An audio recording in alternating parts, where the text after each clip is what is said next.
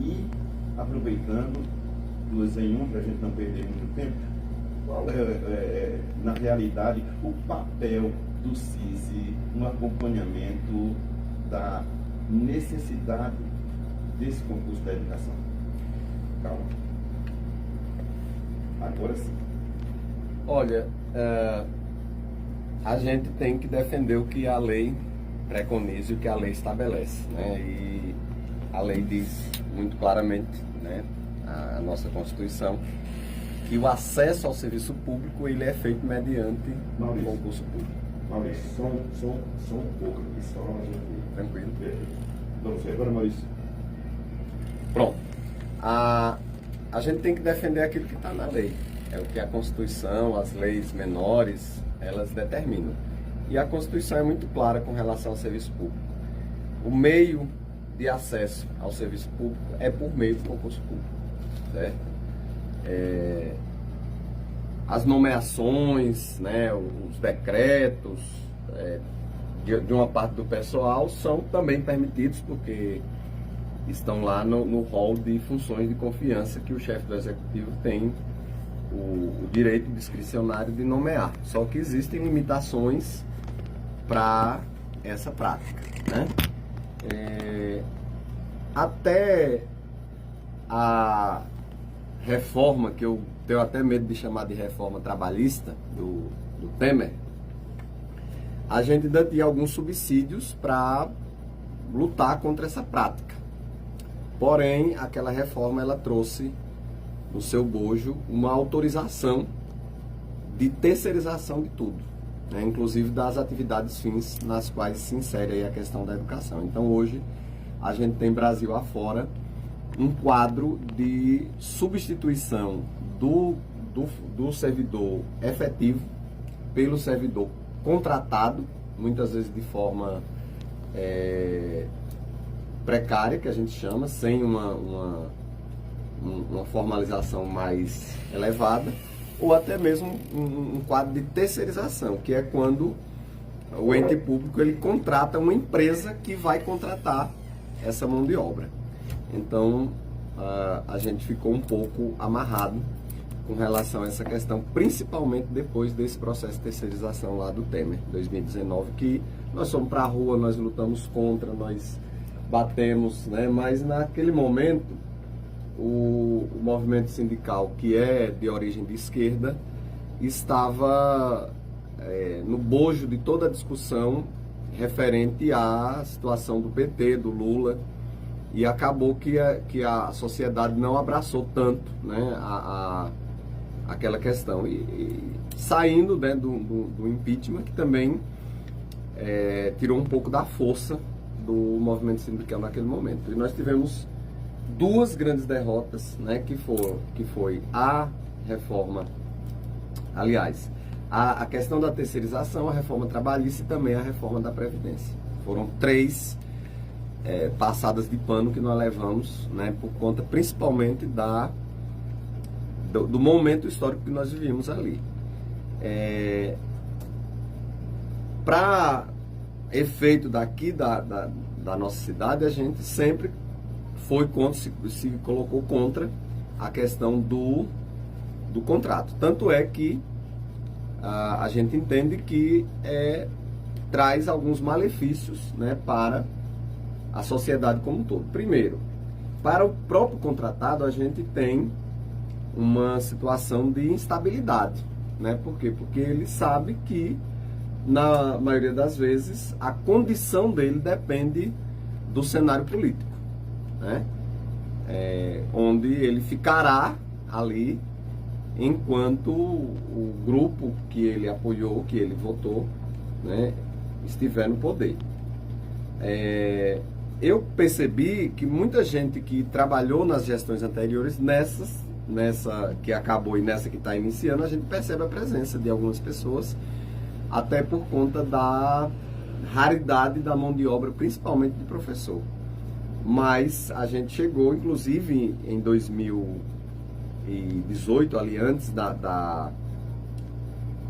do advento, né, da reforma trabalhista, que escancarou as portas para esse tipo de situação, nós chegamos a fazer eu me lembro bem, né, que a gente chamou de contratômetro. E a gente ia acompanhando o DOEM do município e a cada novas contratações que saíam, a gente ia dizendo, ó, já tem X, já tem Y, tal, não sei o quê. Só que, naquele momento, a gente tinha subsídio do ponto de vista das leis maiores, né, das leis federais, de estar fazendo essa luta. Depois que o Temer abriu a porta, aí ficou complicado. Tanto é que a principal justificativa que se tem para o quadro que nós temos hoje no Brasil é que o direito à educação, né, que é um direito pétreo, um direito sagrado da nossa Constituição, ele se sobrepõe a outras situações. E aí muitos usam essa justificativa de dizer, não, eu estou contratando porque eu tenho que garantir a educação dos meninos. E aí a gente tem percebido. Aqui em Campo Formoso, a gente vem batendo nessa tecla desde sempre. Eu assumi o sindicato em 2018 e se qualquer pessoa der uma retrospectiva aí nas publicações do sindicato, vai perceber que desde sempre a gente bate na tecla do concurso público. Inclusive o tal do contratômetro lá atrás era uma forma de pressionar o município a fazer concurso público. Só que agora, né, nesse momento, nós chegamos numa situação que ou faz ou faz. Ou faz ou faz. A questão é essa. Por quê? Primeiro, que nós temos algumas características que precisam ser observadas. Nós temos o sistema próprio de previdência, que é o IPCF. O IPCF estava numa situação calamitosa, quebrado, em vias de fechar, né? E a gente ser jogado no terrível sistema geral de previdência, né? Que tira um monte de situações menos ruins que nós temos aqui no município e joga a gente na berlinda de ter que trabalhar até morrer, né? Como é o que está prescrito lá na reforma, na maldita emenda constitucional 103. Mas o IPCF, ele é uma das principais razões da necessidade de você fazer concurso público. Por quê? Porque hoje você tem um quadro muito grande de servidores que estão terceirizados ou temporários, e a gente sabe que as contribuições previdenciárias desse público não estão indo para o IPCF, né? Apesar de que o recurso utilizado para o pagamento dessa mão de obra é advindo do município de Campo Formoso. Então, se o município tem o seu sistema próprio de previdência, então o correto seria destinar esses repasses para lá. Então, a gente hoje está numa condição que a prefeitura está repassando corretamente a parte dos servidores, que aí não tem para onde fugir, porque se não repassar é apropriação indébita. Mas a gente está na maior sequência histórica de repasse contínuo da parte patronal, ou seja, a parte que cabe ao município, que no passado a gente tinha que ficar brigando para que os prefeitos anteriores fizessem, né, o repasse da parte patronal. Está sendo repassado religiosamente. E também a parte do parcelamento da dívida anterior, né, que a gente teve que fazer alguns sacrifícios aí, os servidores, para poder a prefeitura ter condições lá em 2022 de fazer esse parcelamento. Então está entrando aí 1.400.000, 1.600.000, 1.700.000 por mês no IPCF. Porém, a folha do IPCF está crescendo substancialmente. E o resultado disso é que aquilo que está entrando no IPCF, né, está quase se equivalendo àquilo que precisa sair, né, que é o pagamento da folha dos aposentados e pensionistas e também as despesas administrativas do IPCF. Se a gente chegar num patamar, e a gente está caminhando para isso, em que aquilo que entra se iguala àquilo que sai, a gente vai ter uma estagnação do crescimento do patrimônio do IPCF.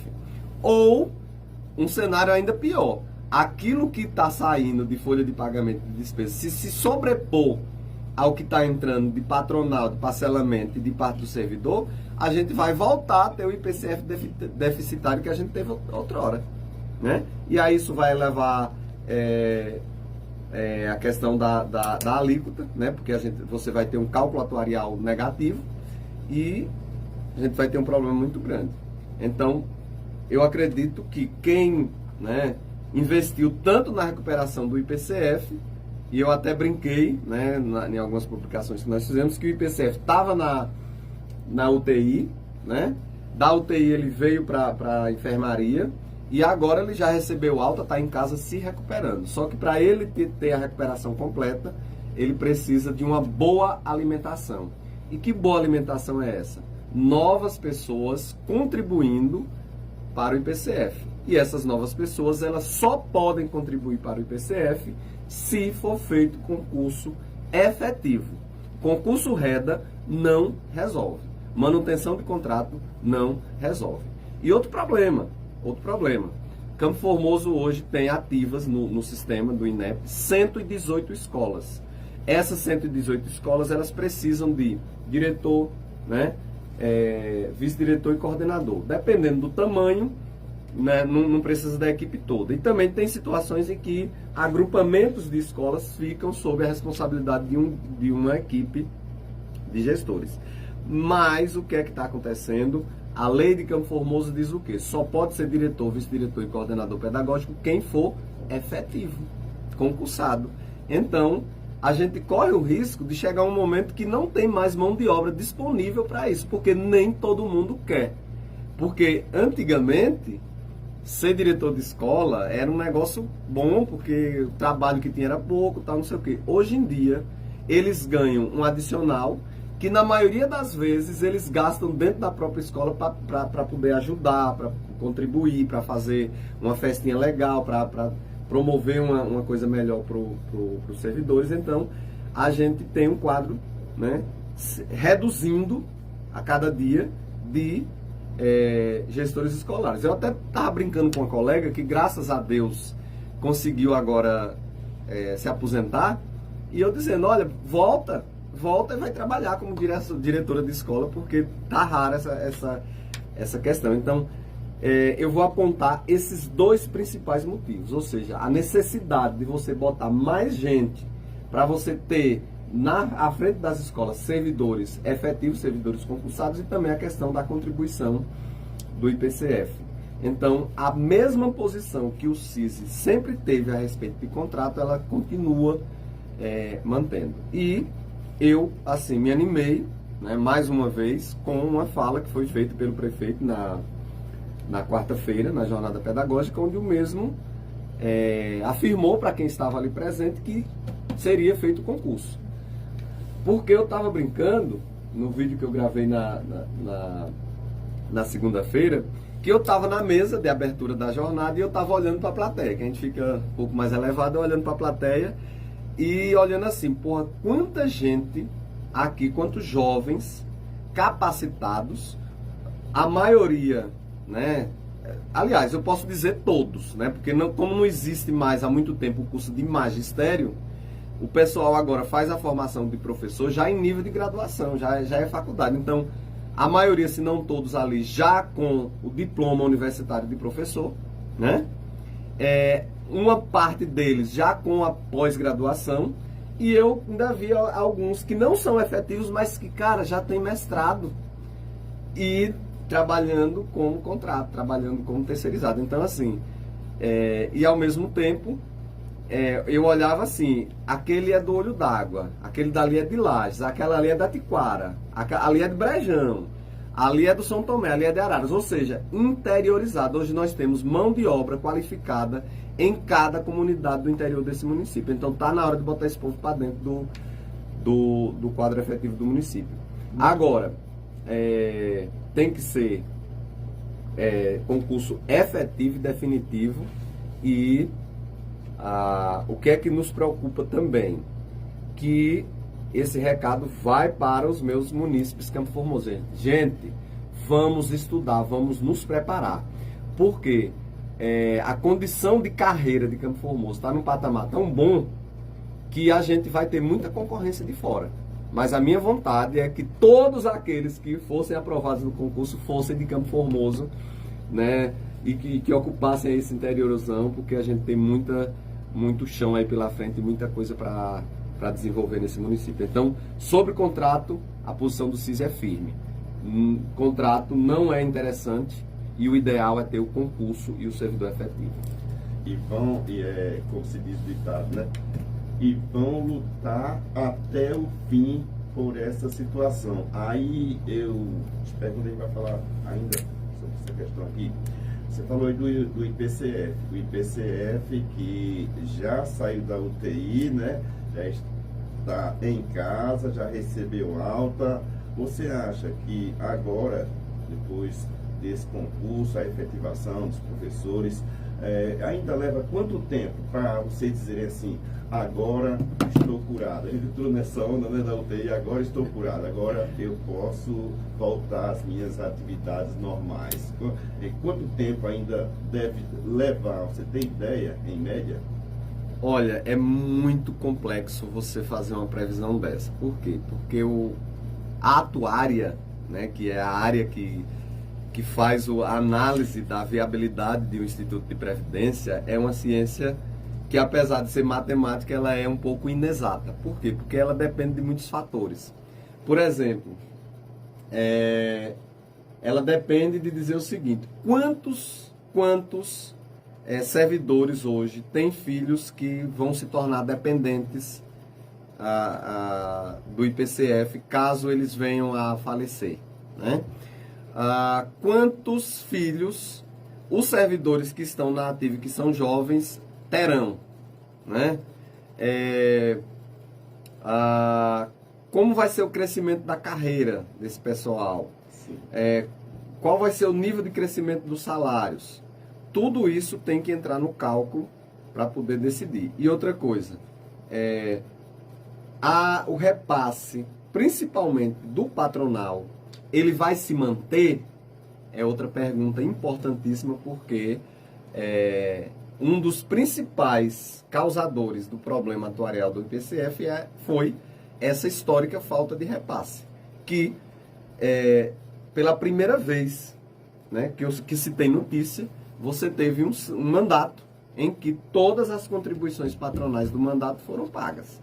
Foi a primeira vez em mais de 30 anos de história do IPCF. Então, é difícil dizer, mas assim, a cada ano precisa ser feito o cálculo atuarial, né? Então, se naquele ano houve repasse regular, se naquele ano você não teve um crescimento de despesas administrativas muito grande, se naquele ano você teve um equilíbrio financeiro, se os investimentos que o IPCF fez, né, do seu patrimônio teve um retorno rentável, né? Se você tem uma manutenção dos indicadores de vida, dos indicadores de longevidade, tudo isso ali dentro dos patamares, então você vai ter, cada ano que passar, com essas questões positivas, patamares melhores e um cálculo atuarial menor. Eu estou aguardando sair o cálculo atuarial referente a 2024. Por quê? Porque ele vai precisar ser votado na Câmara de Vereadores para fazer a atualização da alíquota suplementar do IPCF. Hoje, a alíquota suplementar ela está em cerca de 7%. Então, o que é que acontece?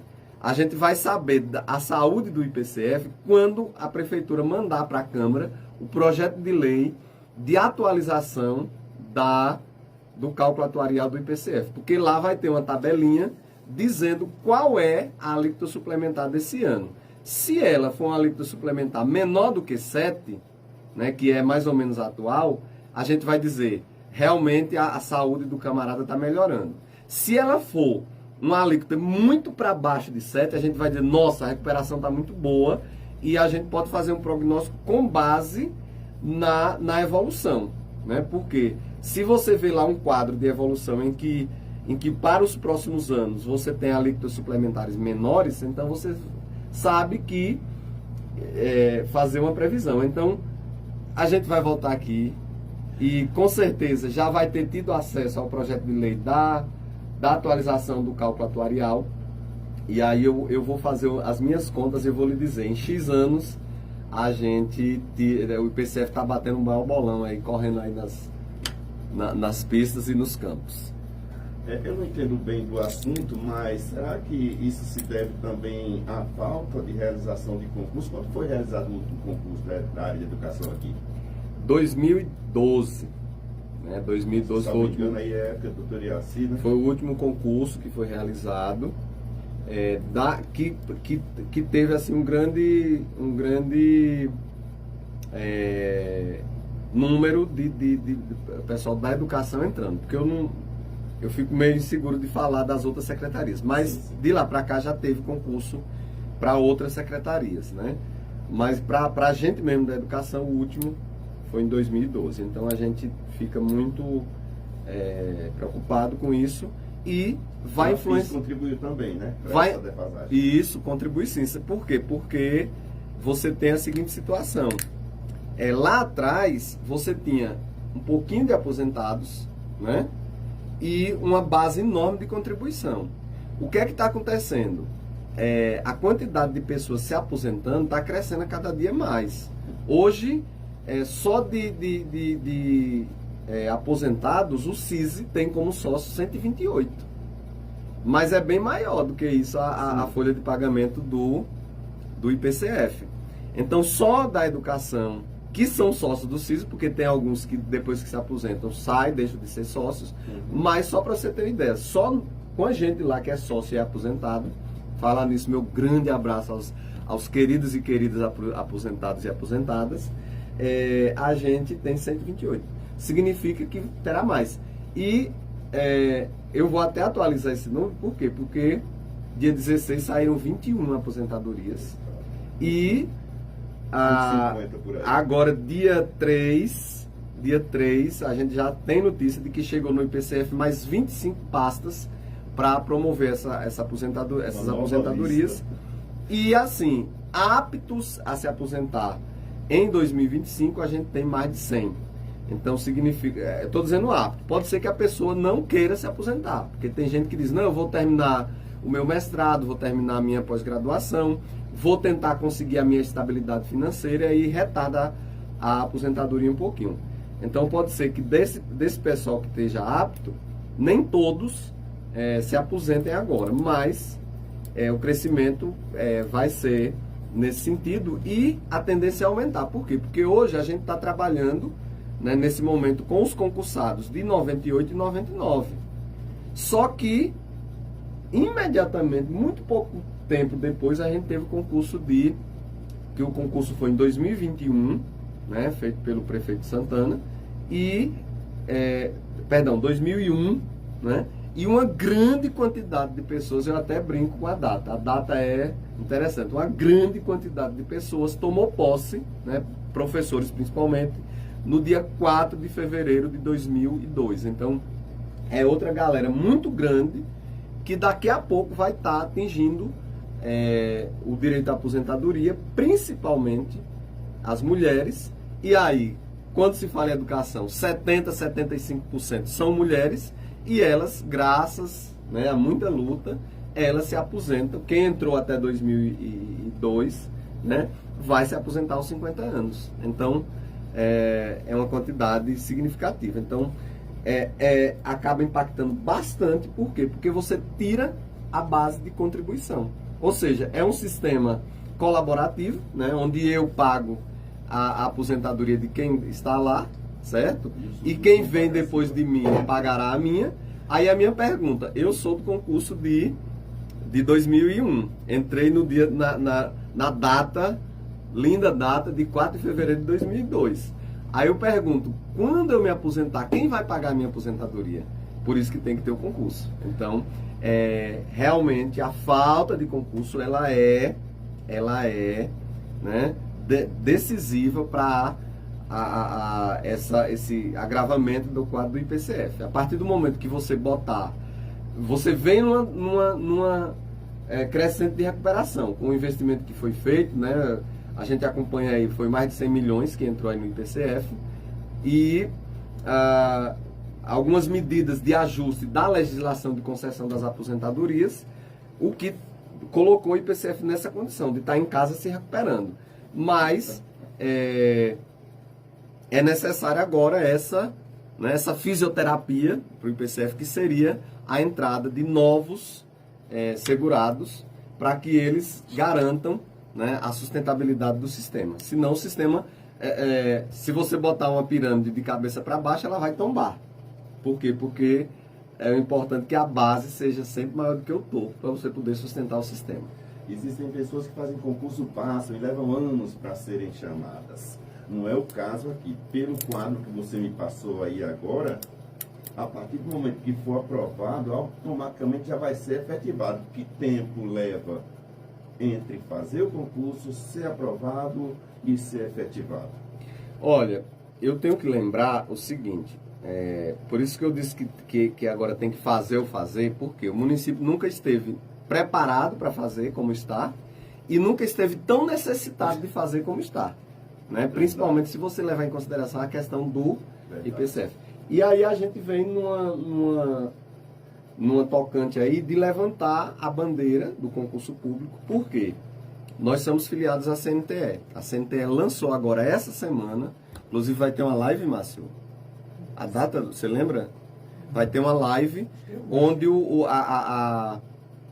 tema principal é a luta pelo concurso público. Por quê? Porque a CNTE ela fez um levantamento no Brasil inteiro e ela percebeu que na maioria dos estados e municípios onde tem sindicatos afiliados, e aí é uma amostragem do Brasil inteiro, porque a CNTE está no Brasil inteiro, é hoje, né, às 17 horas. Então quem puder participar, participe, já foi divulgado a live, participe, porque a gente vai estar discutindo concurso público lá na CNTE. A maioria dos estados e municípios, eles estão hoje ultrapassando a casa dos 50% de temporários contra 49%, 45% de efetivos. Contramão Isso da história. não é totalmente contramão. E aí a gente faz essa defesa aqui no município de Campo Formoso também, e eu estou dizendo que nunca esteve tão preparado. Por quê? Primeiro, pela necessidade. E segundo, porque todo o arranjo da casa foi feito. Foram feitas as remoções. Qual a importância das remoções? Fixar a vaga. A partir do momento que você tira o camarada daqui e bota aqui, essa vaga foi ocupada e essa vaga aqui a gente sabe que ela está aberta. Então hoje a gente tem uma quantidade significativa de vagas no interior, né? Não pensem que a sede hoje tem vaga, porque foram feitas mais de 400 remoções, então você não tem vagas na sede hoje. Até mesmo os aposentados, as pessoas que estão se aposentando, já existe uma demanda, né, de colegas ali para ocupar essas vagas. Agora, o interior tem muita vaga. E o que é que você tem no interior hoje? Totais condições, né, de você estar lá no interior. Hoje a gente tem asfalto para tudo quanto é de lado, né? As três maiores regiões de Campo Formoso hoje estão conectadas por asfalto, que é a região de São Tomé, a região de Lages e a região de Araras. Então, não há por que dizer que eu vou sair na buraqueira aí para poder dar minha aula, como muitos colegas desbravaram esse interior. Hoje está muito fácil. Todo lugar tem energia, todo lugar tem água, todo lugar tem internet, né? Então dá para, né? As comunidades hoje oferecem o acesso e a própria comodidade lá dentro. Então dá para ir. Além do fato que eu já havia mencionado, de que tem gente capacitada em cada comunidade desse interior. Eu me orgulho em dizer que fui professor de muitos, né, que hoje estão atuando aí nas escolas pelo interior. Então dá para a gente dizer. E uma preocupação que a gente tinha, que era com os professores que só tinham 20 horas, né, no município. Hoje, nenhum professor que queria ter 40 horas deixou de ser atendido. Todos, 100% dos professores que pediram o enquadramento foram enquadrados 100%, sem faltar ninguém. Quem não tem 40 horas no município de Campo Formoso hoje, eu não vou dizer nem porque não quer, porque todo mundo quer ter 40 horas em Campo Formoso porque o salário é bom. É porque não pode. Né? Quem tem concurso em outro município, quem tem concurso na rede estadual ou quem está numa escola particular e não dá para conciliar. Mas o restante está fechado aí. Então, a gente não tem mais preocupação de dizer o seguinte: vai fazer um concurso e aí aquela professora que está ali há 20 anos querendo seu enquadramento vai perder a vaga para um novo concursado. Não perde mais. Então agora é fazer o concurso. Diante da fala do prefeito, a gente se animou. E o que é que falta? Né? Inclusive a gente sabe que já foi feito um estudo preparatório por um profissional que fez o nosso plano de carreira lá em 2011, que é o Milton Canuto. A gente teve essa informação. e eu acho que essa parte preparatória está sendo feita. Eu acredito que agora deve ser lançado a licitação, né, para contratar a empresa que vai fazer o concurso. Tem alguns ajustes com relação ao IPCF que tem que ser feito também para poder adequar. E aí vem o que? Vem licitação, depois os prazos que tem que decorrer, a execução do concurso em si e depois o chamamento. Se tudo acontecer na velocidade que a gente espera que aconteça, eu acredito que esse concurso ocorra no segundo semestre. Feito o concurso, publicada a lista dos aprovados, é aquela questão. Não tem assim um tempo de espera para chamar. Saiu a lista hoje, amanhã você pode dizer, pode vir fazer o exame admissional para poder começar a trabalhar. Que é o que vocês querem. É o que nós queremos. Muito bem. Mas olha, digo o seguinte, se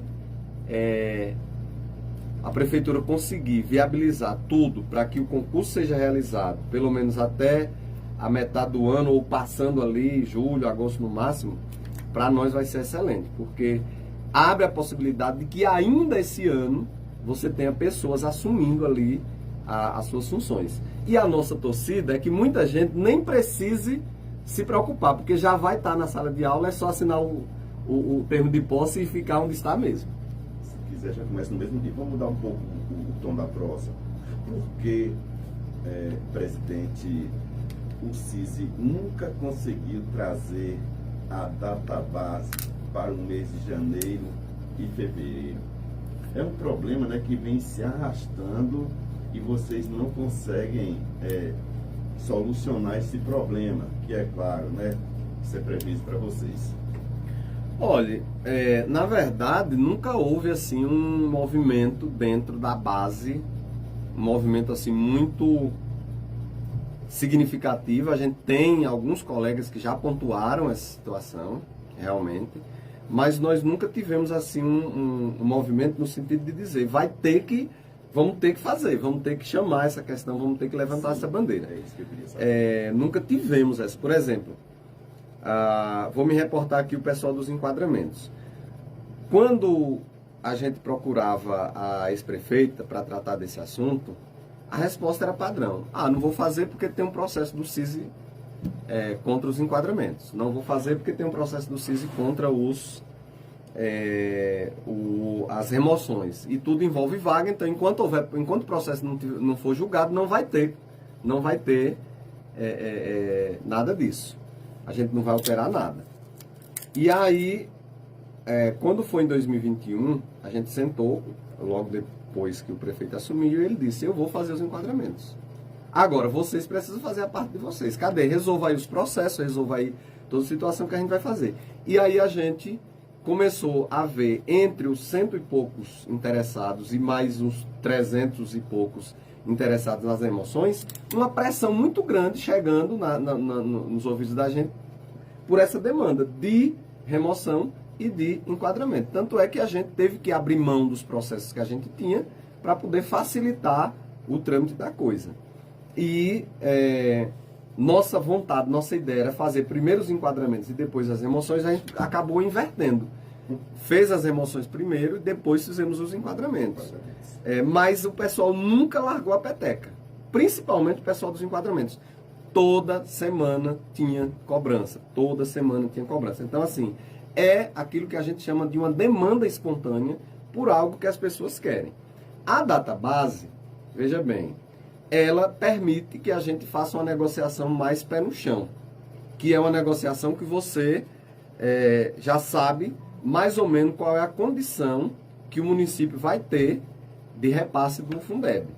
Então, no mês de abril, você já tem consolidado, você já tem publicado, você já tem tudo certinho e você já consegue fazer uma programação de como vai ser os repasses. E aí você consegue ter um tipo de negociação salarial em que você consegue nem colocar o município em dificuldade, como muitos municípios chegam no final do ano atrasando salário, e nem você coloca o município numa condição de lidar menos do que o que poderia, que acaba gerando os famosos rateios, né, que eu já disse aqui nesse microfone, já disse no microfone da outra rádio e em qualquer lugar. Rateio é a pior coisa que pode existir. Por quê? Porque significa que a prefeitura não distribuiu como deveria ter distribuído o valor do Fundeb. Aí quando chega no final do ano que ela não conseguiu pagar direitinho a quem deve, ela vai lá e distribui dinheiro à torta e à direita, as pessoas vão pagar um boom de imposto de renda, né? Esse dinheiro não entra no cálculo de aposentadoria, esse dinheiro não entra no cálculo de crescimento da carreira, esse dinheiro não entra no cálculo de crescimento da massa salarial, e aí você acaba tendo toda essa dificuldade. Então, sempre foi muito conveniente para as negociações você ter a database em 1º de maio, certo? Agora, o sindicato, ele age quando ele é provocado. Então, se você não tem de dentro da base, né, uma provocação substancial sobre essa questão, né, você tem pessoas pontualmente tratando dessa questão, aí fica complexo. Só para você ter ideia, dia 31 agora nós fizemos a Assembleia de Prestação de Contas e de Planejamento para o ano de 2025. E nessa Assembleia a gente sempre aprova o plano de ações prioritárias para o ano do exercício. Essa ação, por exemplo, de adequar a database a 1º de janeiro não foi apresentada, nem discutida e nem colocada como prioridade. Entendeu? Então a gente fica meio que, né, complicado. Outro fator interessante é que o nosso plano de carreira ele é muito bom. Muito bom. Né? Eu posso dizer tranquilamente que da regional aqui é o melhor plano de carreira que tem. Certo? Por quê? Porque ele é quase que 100% salário. O que não é salário é a contribuição, é o adicional por tempo de serviço, que é uma verba permanente, que a pessoa leva para a aposentadoria. Você pega o senhor do Bonfim que está aqui do lado, tem um plano de carreira que boa parte, quase 40% não é salário, é penduricalho. Então, quando você pega a condição de você trazer para aposentadoria, tem gente, senhor do Bonfim, que está preferindo trabalhar até morrer do que se aposentar, porque lá se aposentar perde 30%, 40% do que ganha hoje. Aqui em Campo Formoso, quando a pessoa se aposenta, o salário aumenta. Por quê? Porque a gente conseguiu assegurar a questão da contribuição previdenciária dos aposentados abaixo, só acima do que ultrapassa o teto do INSS. Então hoje, por exemplo, vou citar um exemplo um negócio bem didático aqui. Uma professora hoje que ganha, vamos botar aqui, R$8.000. Então ela hoje está contribuindo aí com R$1.300, R$1.400 para o IPCF. Quando ela se aposentar, ela só vai contribuir em cima do que ultrapassa o teto. O teto do ano passado era 7.000 e pouco, então ela vai contribuir em cima de menos de R$1.000. Então significa dizer que a contribuição dela do IPCF vai cair de 1.400, 1.300 para 400, 370 reais. Então esse restante, esse 1.000 e tantos reais, entra no salário dela. Então aqui em Campo Formoso, quando se aposenta, o salário aumenta, né? Enquanto que em outras cidades é diferente. Então o pessoal tem muito receio de mexer no plano de carreira. E outra coisa, em muitos anos você tem um ganho, né? Porque é sempre um ano. É maio a maio. Então, muitas vezes, você vem de maio passado com reajuste maior e o ano passado, por exemplo, foi o menor piso da história, com exceção de 2021, que não teve piso, né? Aí você vem com um percentual, aí quando chega agora o percentual é menor do que o do ano passado. Então, realmente, você tem situações que são privilegiadas. Então, é um ano de maio a maio.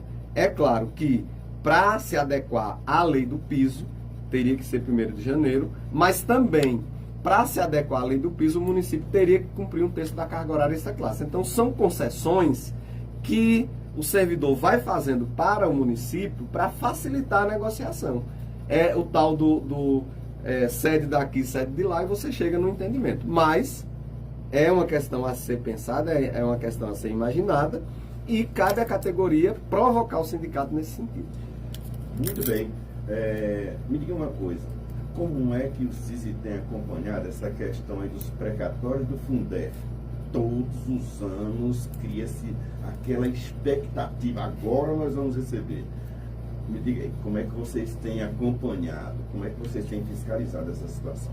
Olha, aqui em Campo Formoso, né, a gente fala em precatório desde 2009, 2010 por ali que se fala. Por quê? Porque a gente é muito antenado com tudo que acontece, porque nós somos filiados à CNTE, como eu já disse, que é, por sua vez, filiada à CUT, e também nós éramos filiados a uma federação que reunia sindicatos de várias áreas, e agora nós estamos numa federação que é a FTE, que é exclusiva da educação. Hoje nós temos uma federação que está presente nas principais regiões da Bahia. Hoje nós temos sindicatos da região, de todas as regiões. A nossa aqui, né, nós temos aqui Senhor do Bonfim, nós temos Campo Formoso, nós temos Ponto Novo, alguns parceiros que estão sempre ali, que é o caso de Andorinha, por exemplo, né, de Filadélfia, que está sempre acompanhando, mas a gente vai ter lá no sul, a gente vai ter Ilhéus, né, no sudoeste a gente vai ter ali Vitória da Conquista, lá no oeste a gente tem Correntina, tem Barreiras, tem Luiz Eduardo, aqui no nordeste a gente vai ter Ribeira do Pombal. Então, assim, é uma federação que está espalhada pela Bahia toda, e a gente acaba agregando muito conhecimento, né, em busca de uma série de coisas. Então, Campo Formoso fez uma primeira tentativa de receber os precatórios do Fundef a partir do momento que isso virou um boom, uma novidade, né? Porque os primeiros processos de precatório, eles começaram a ser discutidos e dados a entrada a partir de 2004. Por exemplo, o do estado da Bahia, que foi pago, começou a ser pago ano passado, a inicial do processo é de 2003. Então levou 20 anos para pagar. É porque às vezes as pessoas dizem, tá demorando, né? Aí a gente vem, foi feita essa primeira tentativa, esse processo ele não evoluiu muito porque ele tinha algumas carências, né? Mas Campo Formoso experimentou aí um período de instabilidade, especialmente depois de 2012, de instabilidade política, com aquele troca-troca de mandatos. Sim. E acabou que prejudicou um pouco o andamento das coisas, do acompanhamento das situações e tal. E aí o que é que acontece? Quando no ano de 2016, a UPB, né, a União dos Prefeitos da Bahia, resolveu fazer o seguinte: vamos ver quais são os municípios que já receberam ou que já deram entrada em processo de precatório. Fizeram esse levantamento, onde descobriram uma porrada de municípios que não tinha feito. Aí diz, e agora? E agora, José, o que é que nós vamos fazer? E aí Deus mandou a resposta. O Ministério Público Federal de São Paulo, ele entrou com a ação civil pública que pedia o seguinte na Justiça Federal. Pedimos que todos os municípios, detalhe, São Paulo não tem nenhum município que tem direito a precatório do Fundef. Precatório do Fundef é norte e nordeste, e alguns municípios ali do norte de Minas Gerais, que é um sudeste que é nordeste. Aí o que é que acontece? O Ministério Público Federal de São Paulo entrou com essa ação civil pública. Vamos assegurar que todos os municípios que não deram entrada em tempo hábil nos processos de precatório, eles tenham agora esse direito. E a Justiça Federal foi lá e disse, beleza, concordo. E deu provimento à ação civil pública do Ministério Público Federal de São Paulo, assegurando que qualquer município do Brasil que não tivesse dado entrada no processo de precatório, agora estaria. Meu amigo, os escritórios de advocacia enlouqueceram, né? Porque é dinheiro, meu amigo, dinheiro e é muito. E aí, um escritório procurou aqui o município de Campo Formoso e conversou com o prefeito da época, e parece que ele se animou bastante, né? Doutor Eurico se animou bastante na época. Tanto é que quando a gente estava fechando a negociação salarial de 2016, né? Que foi no último dia, porque era ano de eleição, e aí o prazo era abril, comecinho de abril ali. E foi na última data a negociação, a gente teve que ocupar a Câmara de Vereadores, botamos lá uma quantidade bem grande de servidores, passamos o dia lá, e ao final do dia nós conseguimos costurar um acordo, né? Acordo esse que foi escrito na sala da saudosa professora Betinha, né? E nós fechamos esse acordo e levamos para lá, para a Câmara, para ser votado, porque era o último dia que poderia ser votado. E como o ato de sanção não podia ultrapassar a meia-noite, o prefeito Eurico foi lá. Foi uma atitude louvável que eu considero até hoje. Ele foi lá na Câmara fazer o ato de sanção do reajuste. 11,36 na época para os professores, eu lembro, e 7% para os servidores. Nunca vou esquecer daquela data. E, no seu discurso, ele disse, olha, professor que quiser comprar carro novo, pode comprar, porque vai chegar um dinheiro aí no negócio do precatório, pode comprar, que eu garanto que vocês vão receber, tal, não sei o quê. Isso no mês de abril. Então, se já havia uma animação por parte, você ter o prefeito chegando para dizer isso é animador demais. Então, assim, de lá para cá, cada ano que passa é como você está dizendo, é aquela esperança de que a gente venha receber. Né? E aí, um escritório de advocacia veio aqui a Campo Formoso e procurou, né? E como houve a troca de prefeito, procurou a prefeita e conseguiu convencê-la a assinar uma procuração para poder requerer o cumprimento da sentença proferida na ação civil pública para Campo Formoso. E a prefeita, na época, a prefeita Rose, assinou essa procuração, e aí todo o histórico do precatório de Campo Formoso ele foi renovado ali naquele momento, e o escritório foi, né, correr atrás de dar andamento e dar provimento na situação. E aí de lá para cá a gente tem acompanhado, tal. Só que tivemos percalços nesse meio do caminho. Por exemplo, teve um percalço chamado Bolsonaro, que trouxe uma proposta que acabou sendo aprovada, que foi a PEC do calote.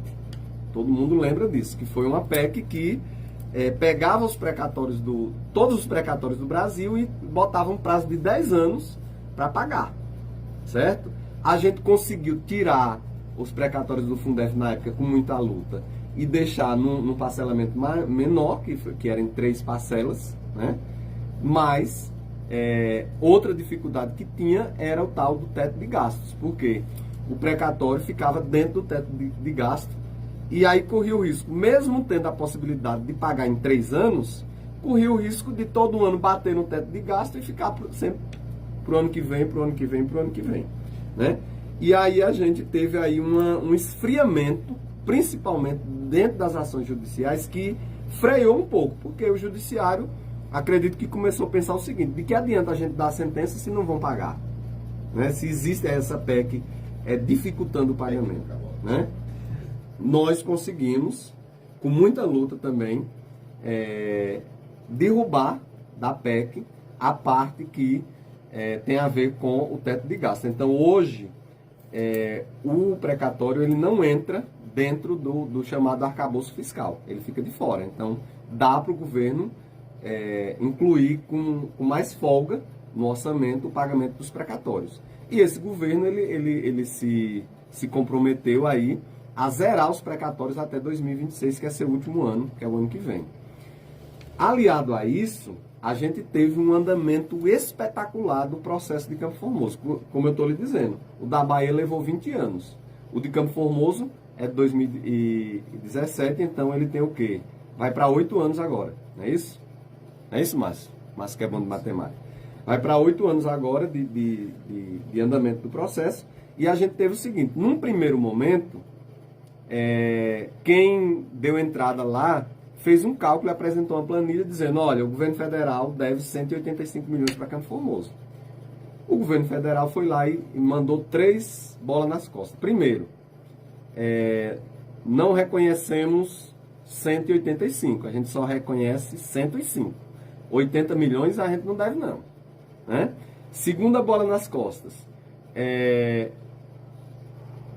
O Campo Formoso não é dono do precatório. Por quê? Porque ele não entrou com ação judicial no tempo hábil. O dono do precatório é o Ministério Público Federal de São Paulo. E para fechar a tampa do caixão, terceira colocação feita no recurso da AGU. O Ministério Público Federal de São Paulo não tem legitimidade jurídica para representar Campo Formoso. Então, apesar da gente estar reconhecendo que deve 105 milhões, a gente não vai pagar porque o processo judicial não tem pé nem cabeça. Porque ele foi conseguido por um ente que não tem o direito constitucional de representar Campo Formoso. Cara, imagina o nó. Aí o que é que acontece? Foi feita a troca de escritórios, né? O atual prefeito trocou o escritório, que era aqui em Salvador, por um escritório especializado, né? O pessoal já viu o presidente da Frente Norte-Nordeste, né? Um cara muito engraçado lá do Ceará, chamado Anísio, dizendo o seguinte, que é o escritório Papa Precatório, porque não perde uma. Então, esse escritório, ele conseguiu 2 ganhos muito importantes. Primeiro, ele recorreu dessa posição da AGU, dizendo o seguinte, não, beleza, vocês estão reconhecendo 105 milhões, pague os 105. A gente vai continuar brigando pelos 80. Segundo, Campo Formoso é sim dono do precatório. Como é que Campo Formoso vai receber um volume de recurso desse e vai vir o Ministério Público lá de São Paulo para administrar esse precatório aqui? Né? Isso não tem razão de ser. E terceiro, o Ministério Público, ele é um ente, né, que está no Brasil inteiro. Então, tem sim condições plenas, né, de que essa ação civil pública ela vale também para o município de Campo Formoso. Cara, esse recurso foi feito na 13ª turma do TRF1 lá em Brasília, que é quem cuida do nosso precatório. Resultado, deu provimento, né? Ainda disse o seguinte, pague o precatório de Campo Formoso. Só que o que é que acontece? A turma recursal, que é um colegiado de juízes, ela não tem o poder de execução. Quem tem o poder de execução é o desembargador que está com o processo de Campo Formoso. Então, cabe a esse desembargador executar o precatório de Campo Formoso. Executar é o quê? É botar na fila para ser pago. Aí o que é que acontece? Mesmo assim, a AGU foi lá e entrou com um embargo de declaração contra essa decisão da 13ª turma. A 13ª turma foi lá e reafirmou a sua decisão. Ou seja, deu ganho de causa novamente ao município de Campo Formoso e, pela segunda vez, mandou executar o precatório de Campo Formoso, cabendo agora ao desembargador, né, ordenar a execução do precatório de Campo Formoso. Então, a gente está dependendo dessa decisão, que é muito mais fácil do que o cenário que a gente tinha lá atrás. Porque o cenário que a gente tinha lá atrás era o medo de que a justiça dissesse, beleza, realmente reconhecemos que o governo federal deve 105 milhões ou 185 milhões a Campo Formoso, porém, Campo Formoso não vai receber, por quê? Porque não entrou no tempo hábil e o Ministério Público Federal de São Paulo não é parte legítima para reconhecer Campo Formoso. Isso caiu por terra e hoje o processo de Campo Formoso está dependendo apenas de uma ordem do desembargador para que ele seja executado. E aí, prognósticos, previsões, né? Haver essa decisão e o componente político fazer a sua parte e conseguir incorporar ainda no orçamento de 2025 para que seja pago. É uma possibilidade? É.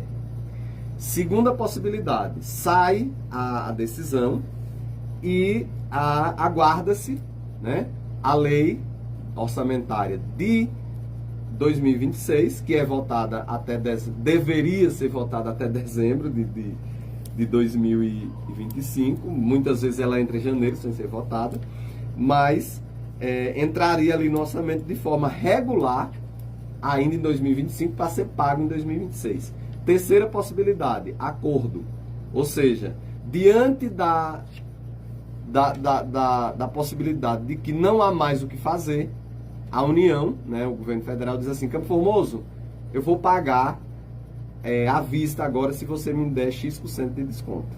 Né? Lauro de Freitas, que o sindicato lá faz parte da nossa rede, fez assim.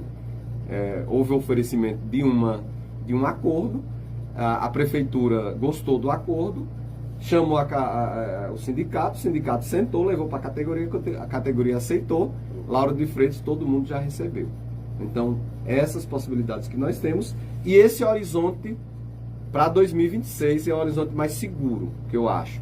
Agora, tem muita água para passar debaixo dessa ponte. Tanto pode chegar antes, como de repente pode chegar 2026 e o governo federal dizer, não tem dinheiro para pagar.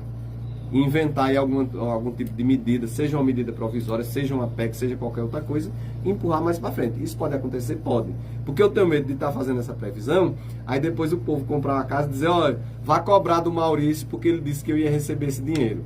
E que eu podia comprar e carro. Que eu podia comprar carro e casa. Muito bem. Maurício, lá em Mera... Só para complementar sim, aqui. Pode sim. Quais são as nossas ações, né, de acompanhamento do precatório? A gente faz parte da Frente Norte-Nordeste, então tudo que está discutindo da rede sindical dessas duas regiões a gente está acompanhando. Nós compomos o coletivo jurídico nacional e também o coletivo jurídico da CNTE, que trata muito dessa questão dos precatórios, né? Nós já solicitamos a habilitação do CISI como parte do processo, né, como terceiro interessado, para entrar dentro do processo e fazer parte e receber tudo ali dele. E nós fazemos o acompanhamento das movimentações do processo. Muitas vezes a gente não pode olhar lá dentro, mas a gente sabe que foi movimentado. Quando é movimentado, a gente aciona os universitários e essas duas decisões da 13ª turma nós tivemos acesso porque lá na plataforma, a plataforma me diz quando o processo é movimentado, a gente aciona os universitários, o universitário consegue a decisão e manda para a gente. E a gente mostra na Assembleia. Eu não boto na rede social porque, né, já tivemos problema com isso. Mas lá na Assembleia a gente sempre mostra as decisões que são tomadas e fazendo aí esse acompanhamento. Nós já estamos chegando no final da entrevista. Alguns pontos aqui vão ter que ser adiados, né, para uma próxima entrevista. Eu estou maravilhado aqui por bater esse papo com você, porque você tem esclarecido, né, de forma contundente as dúvidas, né, que as pessoas tinham, que passaram esse contexto para a gente. Vai, pergunta sobre isso, eu estou meio em dúvida e tal, então você vai me responder aqui também.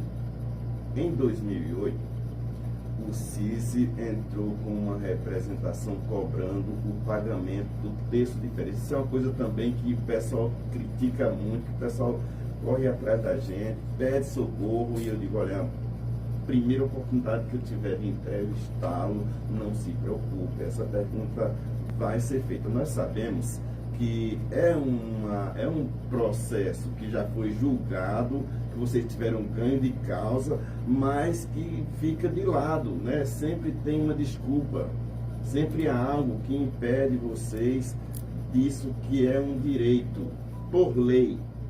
Prova que o processo já está em trâmite julgado, ou seja, vocês já ganharam. Agora, meu amigo, que dor de cabeça é essa, Maurício, que você e os sindicalizados ainda têm? Olha, só para esclarecer o seguinte,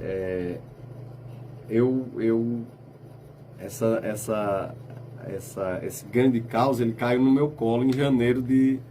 Aliás, fevereiro de 2018. Quem sabe sobre isso? O que é que acontece, cara? Eu tinha recém assumido o sindicato e já veio, numa das primeiras assembleias que eu coordenei, já veio essa notícia. Ó, gente, ganhamos o processo. Tá aqui ganhando o processo. Só que assim, foi um ganho que, tipo assim, aquele jogo que você ganha, tendo que fazer 3-1, né? E aí você tá com 3-1 até os 45 minutos do segundo tempo e nos 46 o outro time lá e faz 3-2. Aí você ganhou o jogo, mas não se classificou. Como é que eu quero explicar isso? A decisão que foi proferida em 2018, né, lembrando que esse processo ele cobra o quê?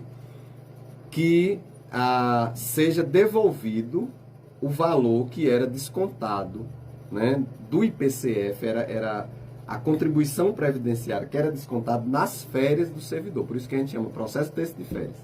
Ou seja, a partir de 2013, o município de Campo Formoso começou a fazer essa prática abusiva. Chegava lá nas férias do camarada e descontava a contribuição previdenciária. Meu amigo, o cara que vai se aposentar, ele recebe férias? Não recebe, porque o aposentado está de férias o resto da vida. Permanente. Então você não vai chegar no final do ano ou no começo do ano seguinte e receber um adicional de férias. Então, na aposentadoria, só desconta aquilo que você vai receber lá na frente. Então, 13º está certo, porque todo aposentado recebe 13º, mas férias não.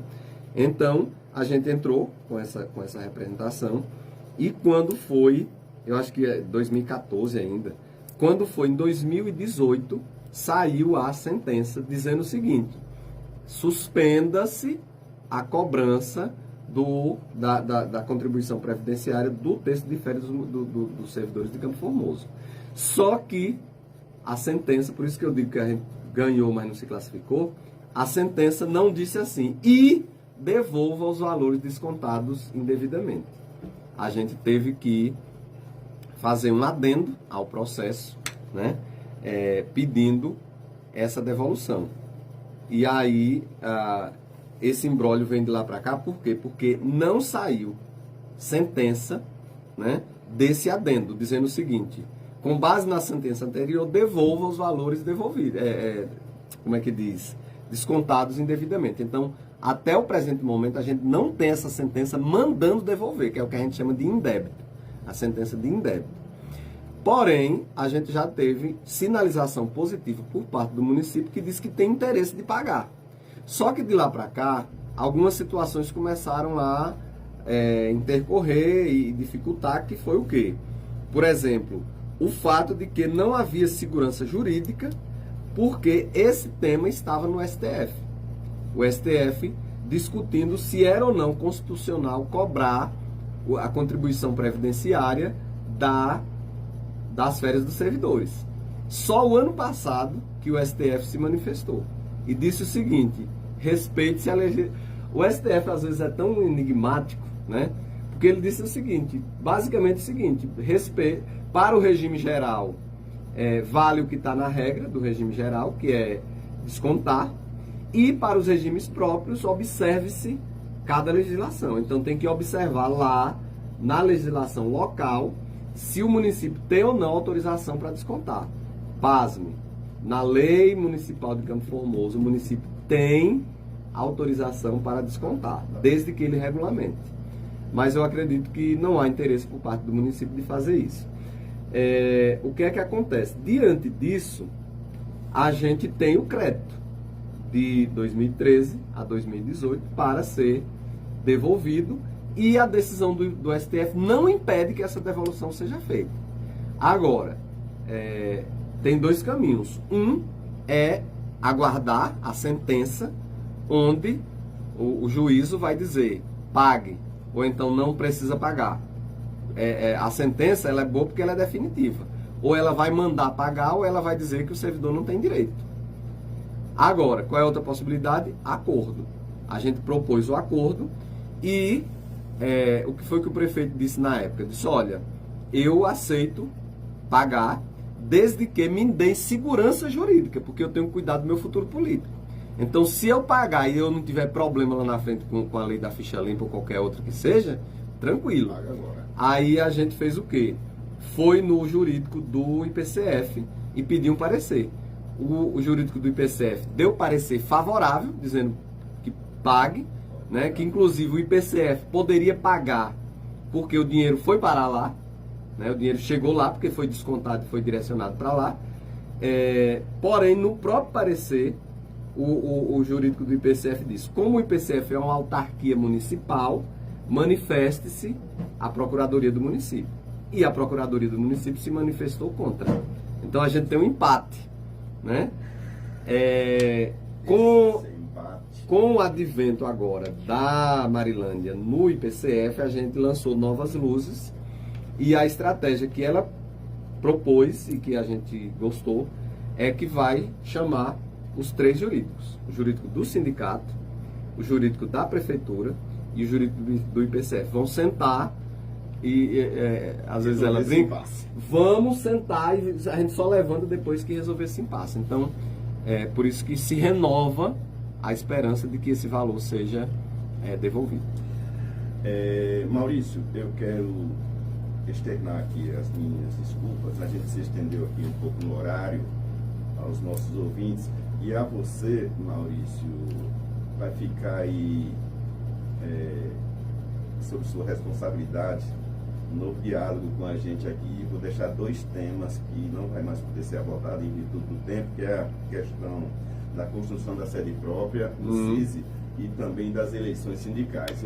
Quando é que vão ocorrer essas eleições sindicais, Maurício? As eleições, o processo para a consecução das eleições, elas começam no mês de setembro, sendo que a gente tem até meados, a primeira quinzena de dezembro, para finalizar o processo, mas é um processo longo que começa ali no meados de setembro, certo? Aí eu vou fazer uma combina aqui com vocês, já vou pedir o Márcio aqui já para anotar aí nas anotações dele, para a gente, é o nosso secretário de imprensa, que eu aproveito para elogiar aqui o trabalho dele. Nós, já fica, Márcio, na sua responsabilidade, você manter o contato aí na rádio, observando a nossa agenda, para a gente voltar aqui no segundo momento e falar sobre esses dois temas, porque eu quero demais falar sobre a construção da nossa sede, aqui pertinho, né? Aqui pertinho, vai ficar perto para a gente chegar na rádio. E também sobre as eleições, porque tem muita coisa importante para se esclarecer sobre as eleições. É um tema bem interessante. Pronto, sempre que vocês conseguirem aí a agenda perfeita, vocês repassam para mim, e automaticamente a gente vai marcar a data e vamos bater um papo novamente sobre educação. Eu quero te dizer que também tem um tema que eu quero abordar, eu não quero que isso demore. Ele veja aí como é que está a agenda de vocês, porque tem um tema que está mexendo com pais e com alunos também, por que não dizer com professores, diretores, coordenadores. E que tema é esse, Vitônio? É o tema da proibição dos celulares na sala de aula. Nós vamos trazer esse tema aqui, é um tema riquíssimo para se comentar. Muito. Eu já quero aqui deixar você aqui com as suas considerações finais, para que a gente possa finalizar a entrevista. Afinal de contas, meu amigo Eri Santos já está ali pronto para entrar no ar. Olha, eu quero agradecer, dizer que o legal aqui é essa maior tranquilidade da gente se delongar em alguns temas e tal. Acaba tendo tudo esclarecido, na verdade, não é, acaba tendo essa dificuldade da gente acabar gastando tempo, mas a gente vamos aproveitar e vamos marcar, vamos ajustar aí. Mas eu agradeço muito, imensamente, agradeço a todo o pessoal, e a gente divulga, né, faz a divulgação das entrevistas, e eu digo o seguinte, eu respondo qualquer pergunta que fizer, né? Se for relacionada à minha condição enquanto servidor do município, se for relacionada à minha condição enquanto professor, educador, enquanto liderança sindical, enquanto presidente do sindicato, vou responder qualquer pergunta que chegar aqui. É totalmente desbloqueado. Então, agradeço demais a oportunidade e já fica vocês dois aí mantendo contato, mas já na responsabilidade de a gente marcar esse próprio momento com esses três temas aí: construção, eleição e proibição do celular. Pronto, meu amigo, eu quero te agradecer mais uma vez, presidente. Sorte aí na sua trajetória, que praticamente está finalizando. Você já está em segundo mandato, né? Então... Segundo mandato e 2 mandatos atípicos, porque no primeiro mandato teve que ter a prorrogação por mais um ano por conta da pandemia, e agora teve nova prorrogação por conta de não coincidir a eleição do sindicato com a eleição municipal, para não dar encrenca, né? E aí acabou tendo essa prorrogação que vai até fevereiro do ano que vem. Então são 2 mandatos, mas acabaram sendo 2 mandatos de 4 anos. São 8 anos que eu completarei ao final, né, desse período lá em fevereiro. Então é um período longo, mas quando eu vou deixar aqui no ar, quando a gente for falar sobre eleições, a gente vai falar de perspectivas de futuro. Então, é justamente isso aí, né? Porque tem a questão aí da construção do sindicato. Eu não sei, na minha opinião, deu tempo, mas eu também não sei como estão os recursos do sindicato, por isso não posso agora cobrar nada de você. Mas no próximo bate-papo, com certeza, nós vamos falar sobre esses e outros temas que surgirem também. Eu tenho certeza que pessoas ficaram curiosas na entrevista e querem tirar algumas dúvidas. Vocês passam para mim e a gente vai estar falando com o Maurício Hermógenes aqui em uma outra oportunidade. Quero agradecer também aqui a presença do Márcio, assessor, né? Assessor especial de você. E é o nosso secretário de imprensa e divulgação. Meu amigo, eu só quero te dizer uma coisa: sejam sempre bem-vindos. Sejam sempre bem-vindos. Vocês aqui vão ser sempre bem-vindos quando precisarem fazer esclarecimentos, quando precisarem passar para a sociedade, principalmente para a parte de alunos, informações pertinentes à área de educação, que é realmente aí, onde vocês dominam. É a praia de vocês. Maurício, Márcio, muito boa tarde para vocês. Obrigado. E daqui a pouco tem o nosso amigo Eri Santos no programa Correio Campo Formosense.